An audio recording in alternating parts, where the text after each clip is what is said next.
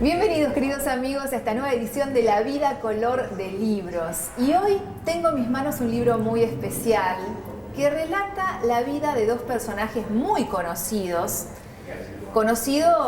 creo que por el mundo entero. Es más, ha habido hasta películas de Hollywood en torno a la figura de uno de ellos, de la integrante femenina de esta dupla. Pero hoy nos vamos a adentrar en una historia muy particular que tiene, obviamente, contacto con la realidad, pero que tiene un trasfondo novelado. Y la autora de este libro, llamado Eva y Juan, es Cintia Huila, que nos acompaña hoy. Bienvenida a La Vida Color de Libros. ¿Cómo estás? Gracias. ¿Cómo están ustedes? Bien, un placer recibirte. Igual, lo mismo. Yo debo confesar que empecé a leer el libro y no podía dejar de leerlo. O sea, seguía, porque como se explica en el comienzo del libro, obviamente son dos figuras muy importantes, Eva Duarte y Juan Domingo Perón, a los que conocemos, pero conocemos más que nada en su faceta política, en la trascendencia que ha tenido su faceta política para la Argentina y conocida en el resto del mundo. Pero vos lo has encarado desde otro lugar, ¿no? Sí. Y buscándole a esa realidad de los hechos incontrastables, que son reales, la faceta novelada. Y eso me imagino que debe ser un gran desafío. Sí, en realidad fue el desafío y por eso lo hice. Porque, como bien dijiste, son muy conocidos nacional e internacionalmente. Y la verdad es que no tenía ganas de contar lo mismo. Hay mucho escrito acerca de ellos. De un lado y del otro las predilecciones, quienes los aman y quienes no los quieren.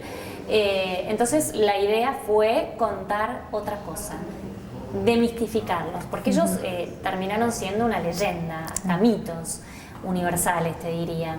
Y yo quise bajarlos de ese lugar, de ese podio, y meterme adentro de sus emociones, contar la vida íntima, más personal de ellos dos. Primero, quiénes fueron antes de ser quienes llegaron a ser, es decir, cómo crecieron, cómo les enseñaron a amar.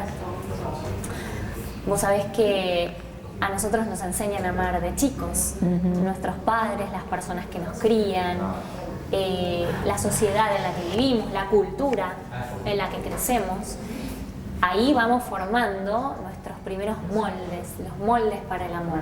Entonces, a mí me interesó averiguar, intuir, porque hay mucho que tuve que intuir, de acuerdo a lo que leí, después deduje cómo les habían enseñado a amar a ellos, para saber después qué es lo que amaron, qué es lo que no querían, por qué elegían determinadas cosas, por qué no otras, y por qué se eligieron. Y por qué se eligieron, exactamente. Bueno, eso está relatado por aquí, pero no en vano lo que mencionabas recién de ese comenzar a andar de la vida de cada uno, que está analizado además como esos hilos, ¿no? Me gustó lo del primer hilo, segundo hilo, ¿no? Porque somos justamente eso también, ¿no?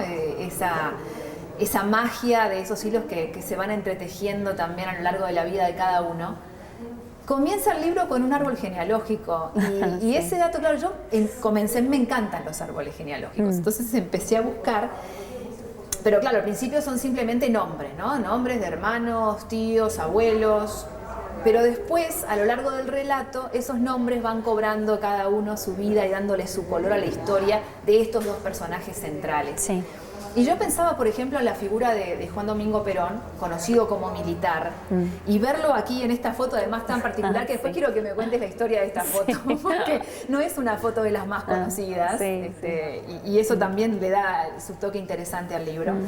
Pero pensaba en este hombre con esa formación militar, y uno la formación militar la tiene como algo riguroso, enamorarse de esta mujer que viene de un origen diferente, con sus ansias de ser una actriz, de trabajar en la radio, ¿no? Dos figuras tan distintas que se encuentran. ¿Qué pasó ahí con ese militar? O sea, la parte tierna, digamos, de Perón, ¿existía como tal? Porque en su infancia, en lo que vos relatás, hay una cuestión muy humana por parte de su familia. Bueno, ahí está el punto y me encanta tu pregunta. ¿De dónde viene su ternura para poder, digamos, emparentar con la ternura o las ausencias que tenía ella? Y viene de su infancia. Entonces, como bien dijiste, yo armo un árbol genealógico para que el lector, para ayudar al lector, porque en realidad busqué la genealogía de ambas familias, porque nosotros no somos solo nosotros. Nosotros venimos con un bagaje que tiene que ver con la historia de nuestros padres, de nuestros abuelos, de la sociedad en que vivimos, y todo eso nos constituye luego en las personas que vamos a ser. Entonces quería saber quiénes fueron. Y Evita fue una niña que vivió en una época muy cruel, en donde los hijos nacidos fuera de un matrimonio legal, constituido, se los llamaba bastardos, ilegítimos, y donde la sociedad los discriminaba, literalmente cruzaban de vereda para no cruzarse con ellos. Las amigas en el colegio no tenían permitido invitarla a ella a su casa porque era hija ilegítima, lo que entonces se llamaba ilegítimo. Es decir, que ella creció con el dolor de una sociedad que la segregaba y además con el dolor más fuerte y la marca más dolorosa que puede tener un ser humano, que es la falta de reconocimiento. Ella no fue reconocida por el papá. En ese momento el apellido lo daba el padre, con lo cual que no te reconozcan, que no te den el apellido es lo mismo que decir no te quiero, no te estuve esperando, no sos nadie para mí. Y crecer con ese dolor es crecer con un sufrimiento, con una herida que no termina de cerrar nunca. Y de acuerdo a lo que yo pude investigar y también a lo que pude intuir, su gran deseo, su gran pasión, la primera que tuvo de ser actriz, creo que estuvo direccionada o empujada por ese deseo inconsciente de reconocimiento, del reconocimiento que no tuvo. Creo que ella deseaba ser actriz porque qué mejor que ser actriz para que te miren, te aplaudan, te nombren, para que seas alguien para los demás, para que te vean. Y creo que eso la empuja a salir de un pueblito, de un pueblo casi solitario, ella era muy solitaria, y llegar a la gran ciudad, a Buenos Aires, sin un centavo, sin dinero, sin contactos, en busca de un sueño que creo que se maquillaba con el sueño de ser actriz, pero que en el fondo escondía un sueño mucho más potente, que era el sueño de ser reconocida. Y bueno, luego se encuentra con por las cosas del azar. Yo no creo en el destino, pero sí en el azar. El azar a veces mete su cola o su nariz.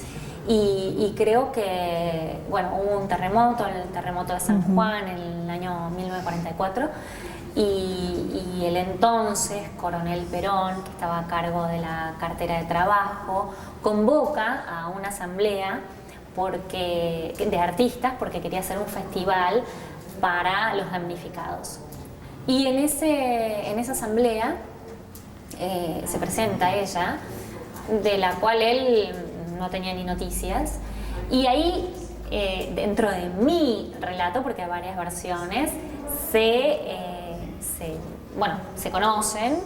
Él cuenta luego que vio a una mujer que lo interrumpió, incluso una mujer intrépida, una joven en ese momento, tenía 24 años ella, y muy acalorada, que decía basta de festivales, vayamos a patear las puertas de la bolsa, de la gente de dinero, vayamos a pedir por la gente que está sufriendo. Y que le llamó la atención semejante osadía. Y luego yo creo que ella lo va a buscar en el Luna Park, y él no solo la mira porque era muy bella, sino que además se casa con ella, le da el nombre que le faltaba y además le da el amor de un pueblo que ella ni siquiera había soñado tener. Por supuesto que ella después hizo mucho para que ese pueblo la amara. Digo, la gente que la amó, ¿no? Que fueron muchos. Sus queridos descamisados, ¿no? Esa frase que todos conocemos de los discursos de Eva Perón. Y ahora cuando hablabas y decías, le dio su apellido también, ¿no? Porque la conocemos también por su apellido de casada. Y yo te escuchaba, y a medida también que iba trasladándome por esta historia en las páginas del libro, pensaba, bueno, esta mujer es abogada, es escritora, pero es psicóloga. Y esa licenciatura en psicología aquí en estas páginas también cuenta y mucho, ¿no? Sí, porque, sí.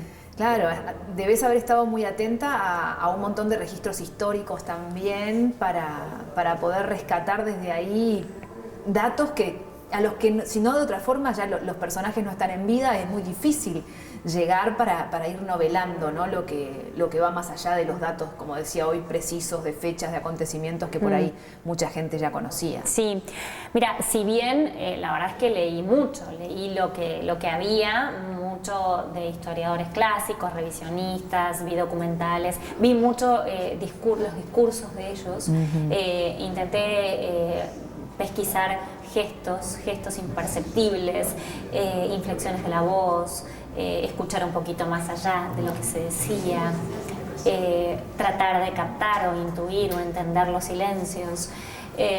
Pero sí es cierto que intenté, además, de acuerdo a las impresiones más fuertes que yo creo que quedaron adheridas a sus mentes, armar el inconsciente de cada uno de los personajes para ver qué los impulsaba a ser como eran.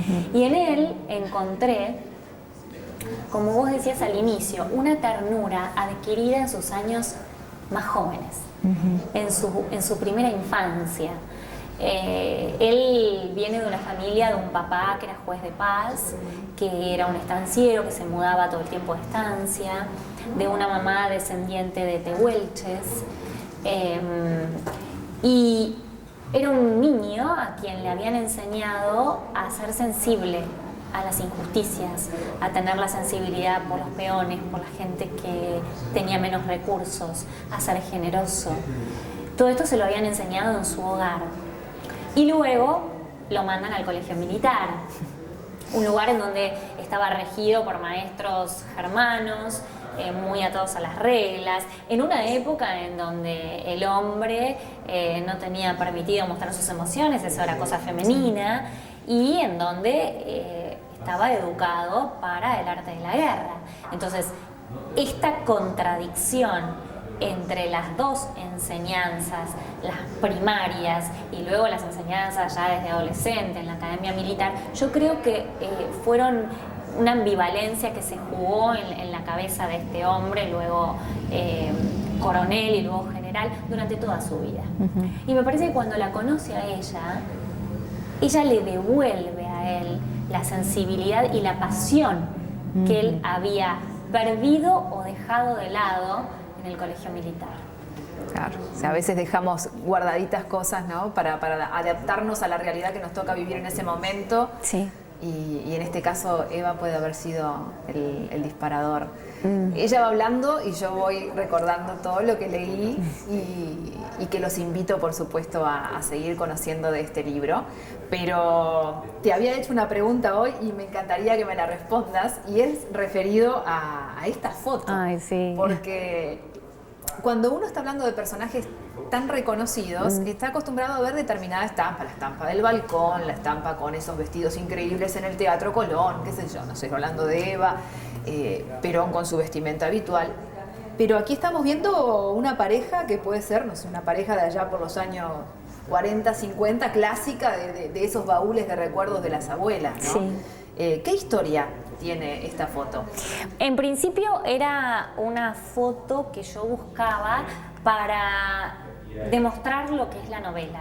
Esto no es una novela política, si bien por supuesto que fueron dos personajes políticamente muy importantes de nuestro país y en su momento del mundo, pero esta no es una novela política, es una novela histórica que tiene un contexto político en su segunda parte, pero es una novela de amor, es una historia de amor de dos personas, es una historia íntima, de emoción de dos seres humanos que tienen, como todos, ambivalencias, enojos, amores, frustraciones, empuje, soledad, ausencias. Y eso quería mostrar yo en la tapa del libro. Por eso no quería mostrarlo a él con la casaca militar o a ella vestida de Dior. Y esta foto, yo tuve la oportunidad de entrevistarme, de reunirme, de tomar un café, te diría, porque fue muy íntima y muy hermosa la charla, con Lorenzo Pepe. Lorenzo Pepe fue diputado nacional en nuestro país, fue amigo de Perón, es un hombre mayor que es como el guardián del peronismo hoy en día, porque está a cargo del Instituto Perón y de toda la documentación más importante que existe respecto a esa época. Y bueno, y él tuvo la generosidad de no solo de charlar conmigo en 2 oportunidades y de contarme anécdotas exquisitas que yo guardo, atesoro y algunas dejo ahí entrever en el libro, sino que a través de él el instituto me proveyó de esta foto y la verdad que se los agradezco enormemente. Es una foto que yo encontré y dije, ¿quién me la puede dar? Bueno, el Instituto Perón. Y me la dieron ellos. Y yo supongo que ese río que se ve ahí, yo creo que es la costa uruguaya. Una de las cosas de las cuales yo me enteré, porque no lo sabía, tampoco que sea tan conocedora de la vida de Juan Domingo Perón, es que él había estado casado en primeras nupcias con una mujer que falleció además también de cáncer, como posteriormente falleció Eva Duarte. Del mismo cáncer, de cáncer de útero. Sí, muy joven también, a los 30 años. Él estuvo 9 años con ella. Aurelia Tizón, vale que la nombremos, fue su primer amor. Y yo creo que, bueno, y ahí también se ven las contradicciones que te decía respecto de sus elecciones, ¿no? Esta mujer, la primera mujer que elige él, o que se encuentra con él, esa sí era una mujer aceptada por la milicia, porque era una mujer tranquila, una mujer educada para estar en el hogar, para criar hijos, sumisa, una mujer educada a la ultranza, ¿no? Como en esas épocas se educaba, a la mujer, digo, ¿no? Por suerte esto está cambiando y cambió mucho. En cambio Eva no. Eva era la mujer más incorrecta de todas, sobre todo para un militar. Una mujer que no solo hablaba, sino que se imponía, que te enfrentaba, estaba llena de pasión. Y la pasión arrasa, y creo que con él arrasó la pasión de ella. Yo creo que ella le devolvió toda la pasión que le había perdido en la milicia. Y me parece que es bueno esto de entender que dos elecciones tan distintas tienen que ver con la lógica de esta cabeza ambivalente que tenía él, bueno, por todo lo que había vivido, ¿no? Vos recién mencionaste 2 veces la palabra pasión y también está acá en la tapa del libro la historia de una pasión jamás contada, ¿no? Y en ese encuentro entre ellos, y que vos también lo vas dejando traslucir por acá, había mucho de esa pasión, de esa atracción, la historia que vos contabas, que bueno, yo le mencionaba antes de empezar la nota a Cintia, que por ahí siempre hemos escuchado esa historia de que se conocieron en el famoso acto Luna Park en ocasión de estas inundaciones, pero bueno, ella aquí y después de su estudio trae otra versión muy interesante de esa mujer que irrumpe y que seguramente lo destella además por su irrupción atrevida. Sí, claro. Por su desenfado y por su belleza, ¿no? Sí, sí. Y después me imagino de esos encuentros, esa pasión que va creciendo. ¿Y cuánto influye en él para esa figura política, ¿no? que va emergiendo y que se torna tan importante dentro de la República Argentina? Mira, yo creo que mucho. Yo creo que las parejas en general influyen unas a otras, para bien y para mal. Digo, una pareja siempre aporta al otro o le quita, no importa, también es un aporte. A veces malo, a veces bueno. Y creo que ella influyó muchísimo en él. Sobre todo lo llenó, si bien obviamente que Perón era un hombre de coraje, pero era un hombre muy atado al conservadurismo militar. Por más que se enfrentó a los militares en muchos momentos y sobre todo cuando lo conoce a ella. O sea, por ella, él se enfrenta no solo a la milicia, sino a la iglesia, a la clase alta, porque nadie la quería, salvo los humildes. Entonces, me parece que, y además esto también me lo dijeron, me lo dijo Lorenzo Pepe, de boca de Perón. El mismo Perón dijo, el peronismo no hubiera sido igual sin Eva. Con eso te resumo la respuesta. Sí. Y con eso también le está dando un lugar como mujer en una época, como decías hoy, que completamente diferente a la que vivimos hoy, ¿no? También ella fue ganando una trascendencia muy importante. No era la primera dama, la mujer que está al lado, simplemente para sacarse una foto bien vestida. No. O sea, su presencia fue... No, para nada, al contrario.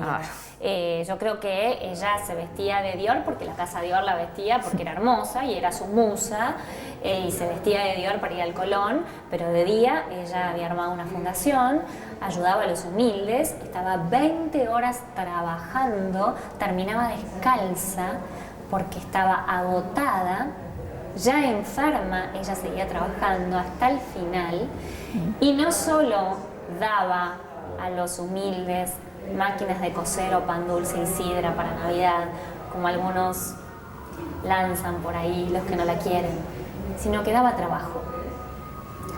Y creo que eso, hoy en día,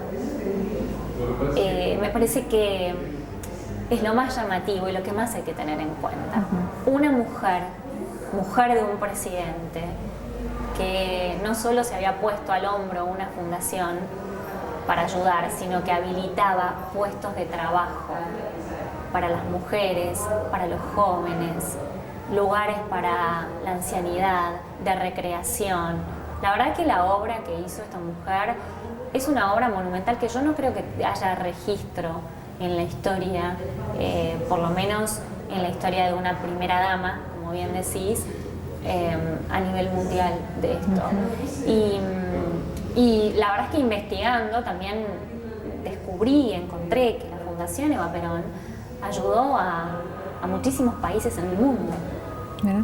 Incluso a los Estados Unidos, que estaban obviamente totalmente en contra del gobierno, ¿no? Y ella mandaba ayuda a los países más necesitados. Así que realmente una mujer no solo de coraje, sino de armas tomar. Ella se metió en el fango y se metió hasta el final, porque dejó su vida en el camino. Es que eso que decías de 20 horas trabajando con una enfermedad que además sabemos que es tan cruel, ¿no? Y que va disminuyendo a nivel físico y también psicológico la persona, habla mucho, ¿no? De ese fueguito interno. Sí. Esa llamarada. Sí, habla de la llamarada, digamos la parte más extrema de la pasión, la que te pone al borde del abismo. Y esa es la parte, creo yo, que hay que tenerle respeto, por lo menos, porque cuando ya pones a jugar el cuerpo en un límite tan fuerte, el cuerpo termina enfermando y te acercas a la muerte. Entonces me parece que en el amor está bueno, y en la vida está bueno estar un poquito en riesgo, tener pasión, jugársela por los sueños, enfrentar el miedo, pero no ponerse en riesgo.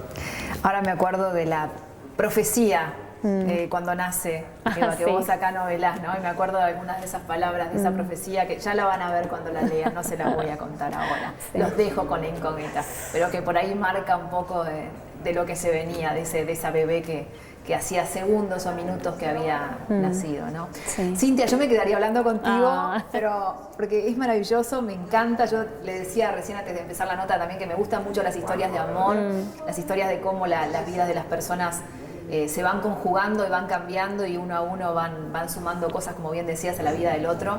Y también de observar desde otro lugar, ¿no? Porque muchas veces se ha frivolizado, por ejemplo, la imagen de Eva con el tema de su vestimenta. Sí. Y se deja de lado otras cosas que han ocurrido y que sí, vos aparte realmente como si ser humilde no te habilitara a poder vestir de Dios, ¿no? Claro. ¿Por qué no? ¿Por qué no? Nos quedamos reflexionando con esto y ustedes no se pierdan la lectura de Eva y Juan, esta historia novelada sobre la figura de dos personalidades del Río de la Plata, de la República Argentina, que han llegado al mundo entero, como Eva Duarte o Eva Perón. y Juan Domingo. Que además te cuento que Eva, en calidad de actriz, es decir, antes de conocer a Perón, estuvo aquí en Uruguay, esto se relata, pasea por el río o por el mar, para ella era el mar en ese momento, y tiene unos pensamientos y es un momento muy íntimo que tuve ganas de contar cuando ella pisó acá tierra uruguaya. Todo eso lo encuentran acá, editado por Planeta. Gracias, Cintia, un placer. No, a vos, igual.